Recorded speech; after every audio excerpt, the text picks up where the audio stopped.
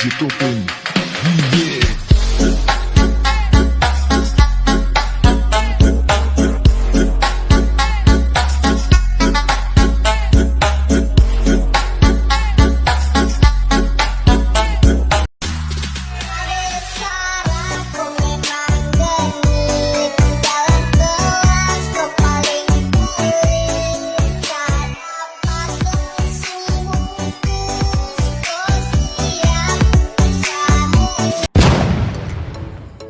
Hello po sa ating lahat. So mga kaisang, magandang umaga po. So sa ngayon nag-aabang po ako ng sasakyan papunta sa Tagbilaran. Dahil po ay may ka-meet up po ako ngayon. Kasi kumuha ako ng Piso Wi-Fi window machine. Okay, so may sasakyan na.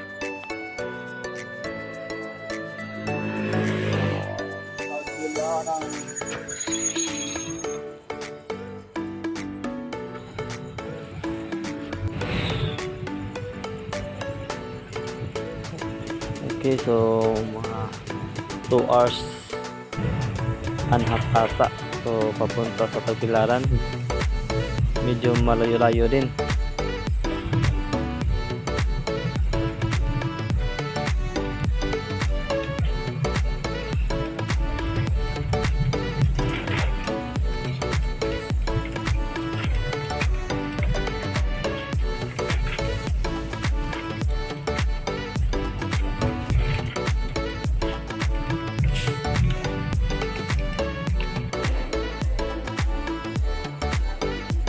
Okay, so bali nandito na po ako ngayon sa bus terminal. So sa ngayon po mga kaisang, so ang oras po na aming pagkikita ay nasa mga 6 to 7 PM po. So magagabihan po ako dito sa pag-aantay. Pero while waiting po, pumunta naman din ako sa mga mall. So lag-laag lang, palamig-lamig ng kunti.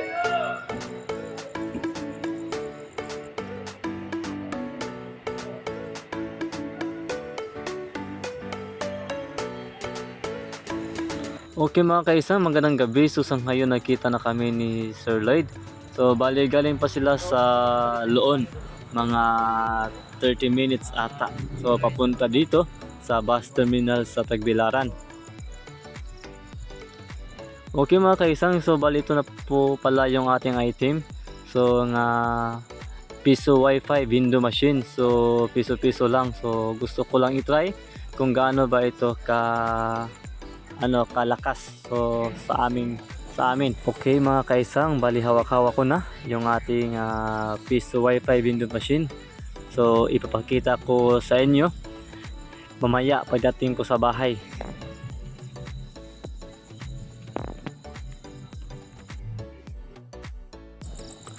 Okay mga kaisang, so bali ito na po pala ang ating item. So napakaganda po talaga.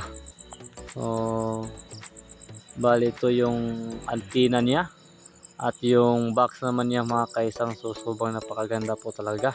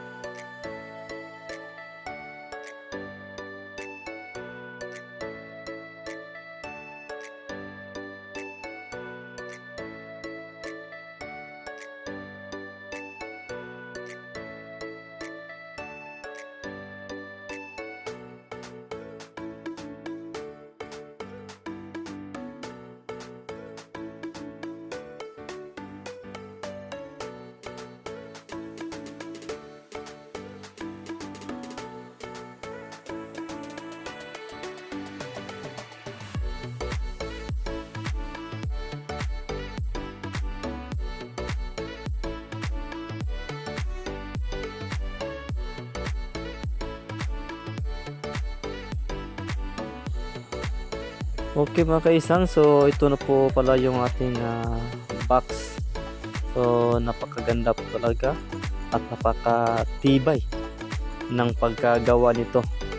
So alam naman po na natin mga kaisang na hindi po basihan kung gaano kaganda o kung gaano katibay yung box. So ang importante po mga kaisang na kung gaano katibay o kaganda kung ano po yung nasa loob ng box. So bali ito po yung mga kaisang ang ibig kong sabihin. So yan mga kaisang, yung mga pisa na yan ang ating babasihan kung gaano ba kaganda ito.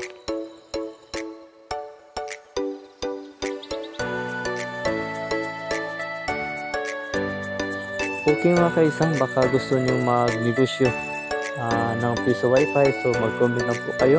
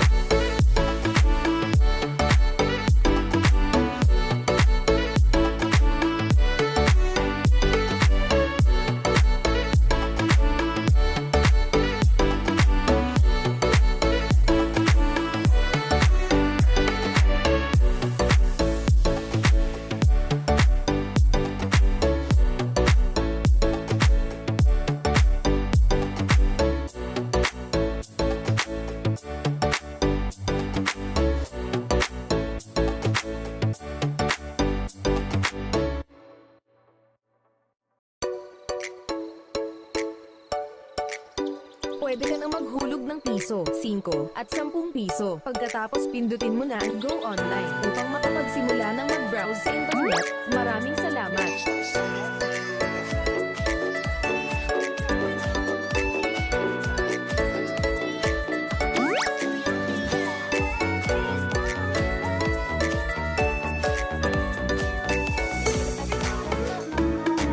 Maraming salamat!